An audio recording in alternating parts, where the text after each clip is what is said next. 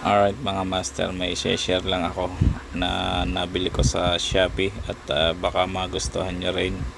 So ito yung ilaw namin ngayon na gamit namin dito sa aming kwarto.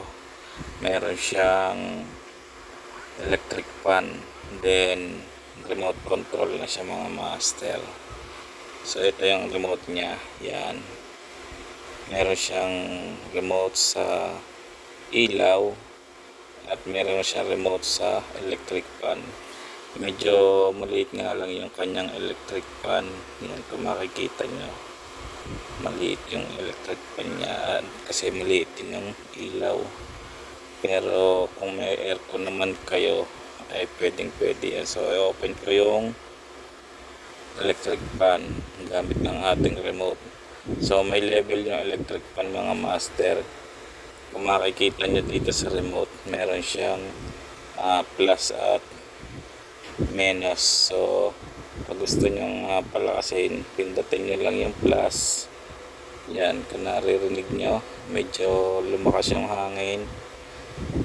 Then kung gusto nyo pahinaan, yan, pindutin nyo rin yung minus. Then yung ilaw niya, meron din siyang pampaliwanag. Yan, kung mapapansin nyo, lumiwanag siya.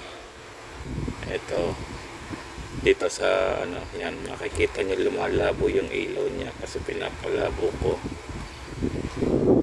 So pwede nating i-dim light siya, then pwedeng palakasin, paliwanagin.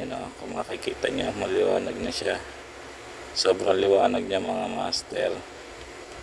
At pwede nyo siyang palabuin, parang gagawin siyang dim light. Then pwede mo siyang, kung tinatamad ko yung tumayo, pwede nyo siyang patay sa remote.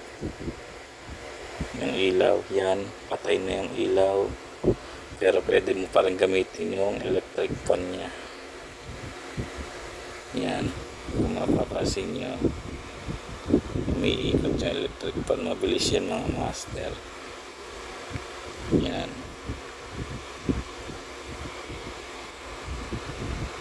Yan. Pwede nyo rin siyang patayin ng sabay. Tapos pwede nyo siyang buhayin ng sabay. Electric fan at ilaw. Yan, magkasabay yung electric fan at ilaw. Pwedeng electric fan lang papatayin mo. Yan, patayin na siya. Then pwedeng ilaw lang ang papatayin mo. Yan. So baka magustuhan nyo mga master, ilagay ko na lang sa comment section kung saan ko siya nabili. Let's go!